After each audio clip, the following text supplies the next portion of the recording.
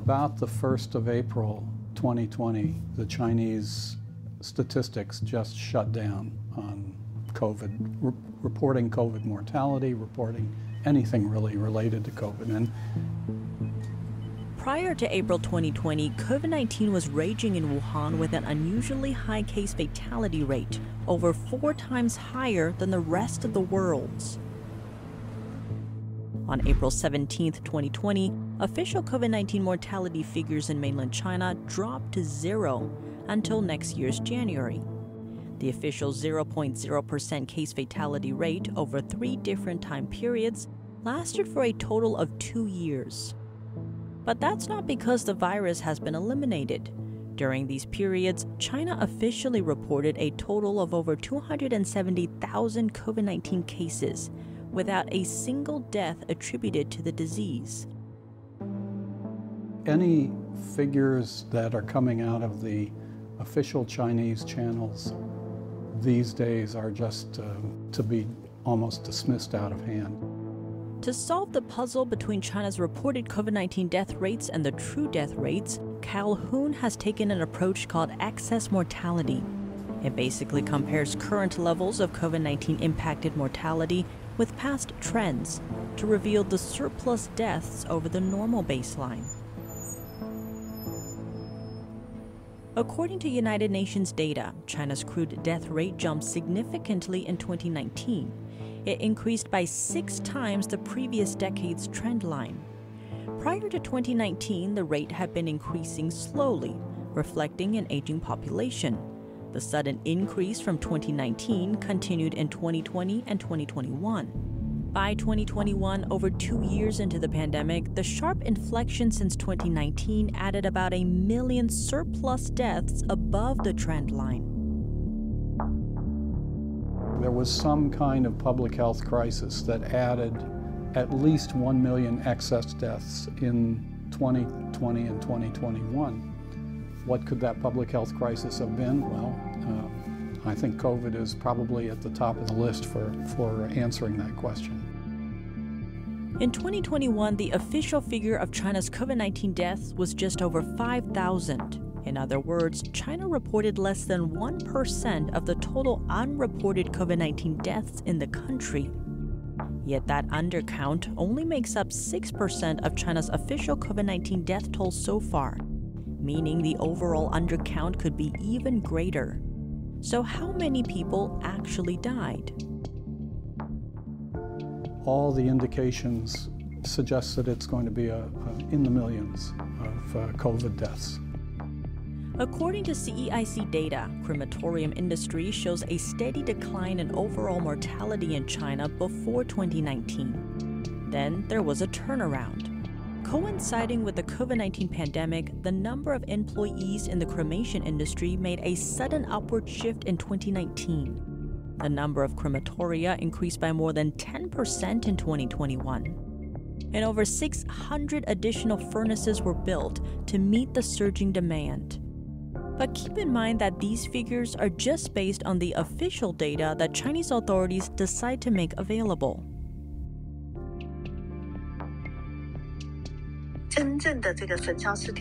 There are actually more cremated corpses than the official count in this 10% crematoria increase. Dr. Dong is the former department head of a Swiss drug corporation. She shared a shocking video with us, received from an insider contact in China early in January. The video captured corpses scattered on a city street in China. 他妈的，太吓人了，全是，你看这里，这里面全是，还有这边全是啊，兄弟们，哎，发了工资马上夸掉它，真的，享受一下再说。他妈的，太吓人了，上面还有。 As we can see in the video, the street is full of corpses piled up, those we can see. There's also this temporary small tent, although we can't see what's inside. According to our speculation, they too should be filled with corpses. He then said that up the stairs were also corpses. The man who recorded the video also suggested that people spend their money as soon as possible and enjoy their life, as one never knows how much time they have left. This video struck me because this is just a small to medium-sized city. What is it like in big cities?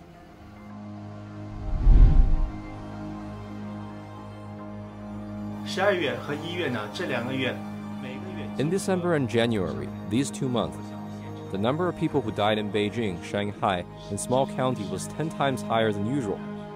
So in China, let's say, we have 12 months a year, then the amount of deaths per month is the same as for a whole year. So how many deaths are there really? A prominent Chinese intellectual with a master's degree from Harvard disclosed the following information on Twitter in December 2022. Beijing has seen 8,000 daily deaths, a fourfold increase. The peak death toll was 10,700 on December 21st, 2022. A cold meat warehouse has been opened to house 15,000 corpses because the mortuaries in every hospital are full. However, there are more corpses piled up outside. Beijing's party leader, while having a fever, cried out loud when he witnessed this. China Affairs analyst Peng gives his estimate. Every crematorium is basically 5 to 10 times more crowded than usual. China's death toll is about 10 million per year.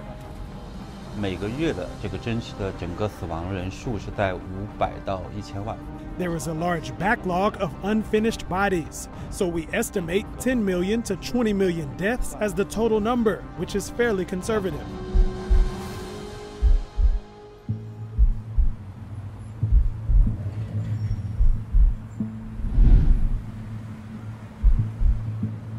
Do similar situations in the city occur in rural China? The answer remains unclear because there is little to no official information available in rural areas. But that's a huge information loss, given nearly 160 million more people live in rural China than in the entire US. And virtually all of these people were poorly prepared for the virus wave. Because in many other countries, the rural population is not as large and not as underserved, and the elderly have been vaccinated more aggressively. China's official vaccination rate is 90%, but it's misleading to think China is fully vaccinated. Earlier in 2022, vaccination efforts in China came to a halt as resources were redirected towards zero COVID-19 policy testing programs. So far, 1/3 of the high-risk older population have not been fully vaccinated, and 15% of China's population were compromised by other health problems.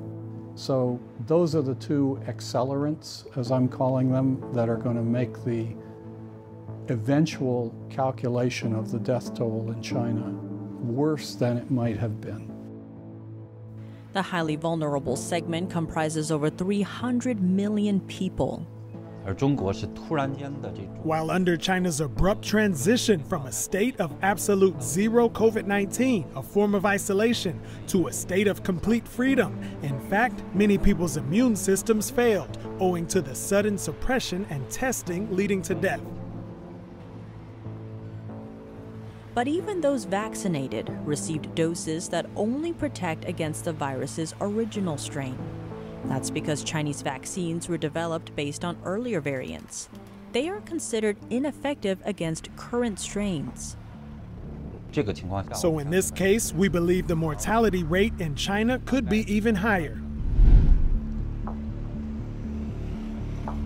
The theory of Dunbar's numbers holds that we can only really maintain about 150 connections at once, limited by a ratio between our brain size and group size. Using the rule of 150, we can also estimate how tragic the situation is in terms of death. In mid-January, a Chinese official's daughter wrote on Twitter that 17 of her friends and relatives had died in less than a month. According to the 150 rule, 17 divided by 150 is 11.3%. In other words, if 11.33% is applied to the entire country, then there are actually over 100 million deaths, correct? Of course, deaths are unevenly distributed. However, it can partially reflect the extent of this outbreak, even among people that I know that have lost relatives. During the outbreak, media reported on a shortage of coffins in China's countryside, where people prefer to bury bodies rather than opt for cremation. Funeral costs also skyrocketed. A number of places have reported that multiple families in a village are holding funerals on the same day. And there are such families in a village every day. There are many such reports. The countryside has been dotted with many new graves everywhere. Under these circumstances, the death toll for China will certainly differ from what has been calculated in the past, like hundreds of thousands, millions, or tens of millions. These are definitely not the scale at this time. There are other practices in China that will likely increase the death total. Due to surging demand, crematoria have reportedly been placing multiple corpses in one furnace at a time. High death rates also lead to difficulty in cremating bodies, resulting in a lower cremation rate, meaning more people would prefer to bury bodies rather than opt for cremation. That lowers the cremation rate compared to China's official figure of 58% in 2021. To calculate a more accurate picture of the COVID-19 pandemic's toll in China, Dr. Dong used an equation based on the official number of cremation furnaces and the cremation rate. Her result is staggering. We calculated how long each furnace burns and then multiplied it according to 365 days a year.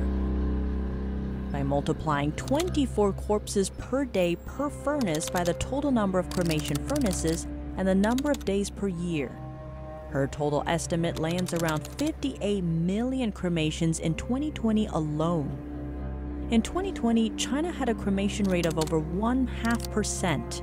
Taking into account that half may have been buried, the total number of deaths in China in 2020 could be a staggering 100 million. And then we came back to make an overall estimate, which is around 380 million. Dong's model estimates the number of COVID-19 deaths in China from 2020 to 2022. Dong says her research aims to raise society's awareness of China's population problem. We emphasize an order of magnitude, not the model itself. While some numbers may have deviations, we believe the size of the result is roughly accurate. Her work is driven by the implausible mortality rates being reported by Chinese authorities during the pandemic.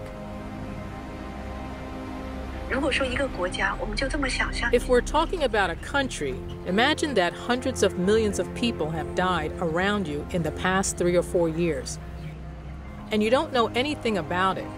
Let's think about what it feels like. Do you think you'll be calm? Can you still sit in the house eating your breakfast and drinking coffee?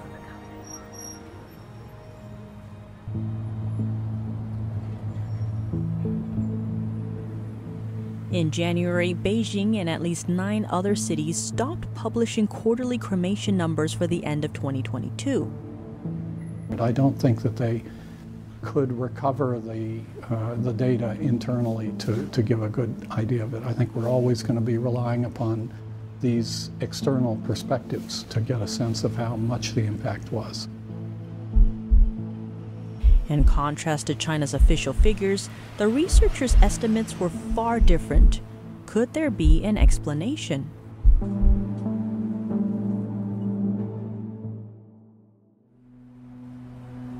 But in the case of India, you're looking at a similar situation to China, where there was, I think in China, there was clearly an active decision after April of 2020 to suppress the data pretty much as completely, and that's continuing. That's by only looking at the numbers and trying to interpret them. Yet the numbers Calhoun sees from Chinese officials, quote, scream manipulation. There is an intention on the part of the government in China to conceal the information, to misrepresent the extent of the impact. One argument for Beijing's data suppression: to sustain its zero COVID-19 claim. The policy has become a signature of Chinese Communist leader Xi Jinping, rolled out across China since the citywide lockdown of Wuhan in 2019. He called it a people's war, or the nation's struggle to defeat an invisible enemy. Human power can win the battle against the virus, and this is totally fitting to the atheism and communist ideology. Xi insisted the policy was best for the country, despite mounting evidence suggesting the contrary. Yet still, China's official data backs up his claim. The figure marks China with the lowest death rate of any major country worldwide, a COVID-19 mortality rate nearly 60 times lower than the US, and 11 times lower than Korea's, 9 times lower than New Zealand's, and 5 times lower than Singapore's. All three countries had strict virus policies, along with better health care and higher effective vaccination rates. China's prestige, Beijing's prestige, the regime's prestige is based upon this idea that they're just good managers of everything that's going on in the country. So they can use all kinds of ways to present a very wonderful story that whole world buying it. Due to patchy or lacking data, there are very few official numbers that reflect COVID-19 deaths for China. This has fueled some theories. Like Beijing's zero COVID-19 policy has actually stopped most COVID-19 deaths. Though not everyone bought the story, at the very least, low to zero official numbers have caused some disbelief about COVID-19 deaths in China.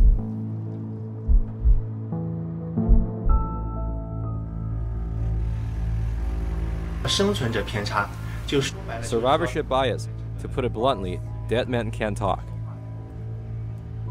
That marks the most challenging part of our investigation into China's COVID-19 death toll. During the ongoing pandemic, it has been difficult to find out what has happened to COVID-19 victims in China. They couldn't write books, make videos, or post online about what happened to them. In the case of those still living, their family members, their voices were suppressed by officials amid China's strict censorship. And that's why you can't feel the tragedy. The first is that the CCP blocked and covered up the death. Second, disasters occur on different scales, and they're not evenly distributed, so people feel it differently. For example, a now US resident who lost multiple family members to Beijing's virus surge voices very different views on the outbreak. Within 8 days, I lost 5 close relatives. He said his grandmother and uncle-in-law had tested positive for COVID-19 before they died, while his father, father-in-law, and uncle died of heart disease, asthma, and lung infection. None of them were entered into China's official COVID-19 death count. The Chinese government has been pushing out these lies in the public health data for decades, so they know how to fabricate the data. It's a long-standing practice in China's authoritarian one-party system. Officials set a target and force the facts to fit the number. There are too many such cases in the past few decades. Scholars in public health, epidemiology, and medicine, some of them have publicly accused the Chinese regime of covering up the facts. Over the last decades, Human Rights Watch has documented numerous instances of Beijing's censorship during other public health crises. In the 2000s, hundreds of thousands of children were poisoned by lead, as China became known as the world's factory in the 2000s. Parents and journalists looking for information about that problem were harassed. In 2004, China suppressed information about a series of blood selling schemes. Reports estimated at least 1 million people got HIV from state-sponsored unsanitary blood for money programs. In 2008, Chinese media were banned from reporting on infants being poisoned by toxin-laced milk powder formula. Around 300,000 children were sickened and 6 died due to the poisoned milk. In 2018, Chinese authorities detained journalists, activists, lawyers, and families of vaccine victims for exposing China's faulty vaccine problems. Critiques posted online were also censored. Once you tell a lie, you may have to tell more lies to cover it up. If you don't do that, people will know it's a lie, and they won't believe you again. If the regime loses the hearts of the people, it will lose its rule, so it can only keep lying and using its previous means.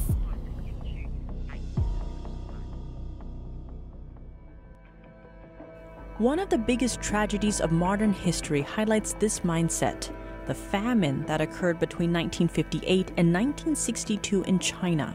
The most shocking part wasn't the death total, but that for over 2 decades, no one was sure whether it had even taken place. The Great Leap Forward led to 3 years of famine. Approximately at least 30 to 40 million people in the country starved to death at that time.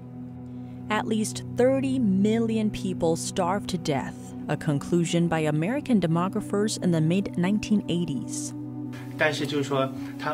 Even though so many people died of starvation, big cities like Beijing and Shanghai still have a lot of traffic on their streets. The information was very limited. That's because during that time, anyone who admitted there were food shortages were violently punished and declared enemies of socialism. Even today, there are still many missing pieces. In one instance, there is evidence that the Communist Party produced different versions of the same report, and lower-ranking officials were given lower figures. It left Chinese authorities to believe that controlling the past is the key to the regime's future. So what about this time? How much damage did the COVID-19 cataclysm have on China? Who was to blame? How long will Beijing keep the true numbers secret? And will the actual death toll exceed expectations?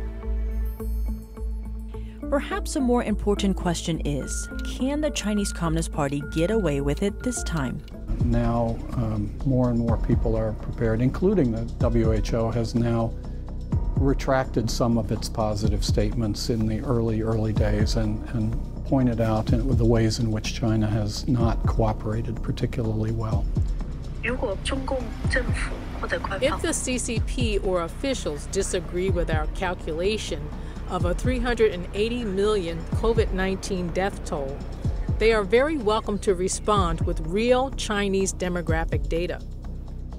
I think people inside China, there will be someone who have the courage to save the data, the true data.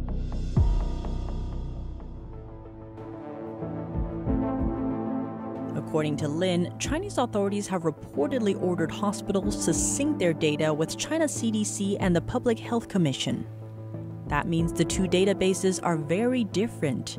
It implies that China's hospital system may keep a true record of how many people die and are hospitalized due to COVID-19. The truth, but may not be a right time for them to come to the public at this moment. Lin urges any medical professional with a conscience in China to step forward and tell the world what happened. And if anyone is able to do it, they must act now.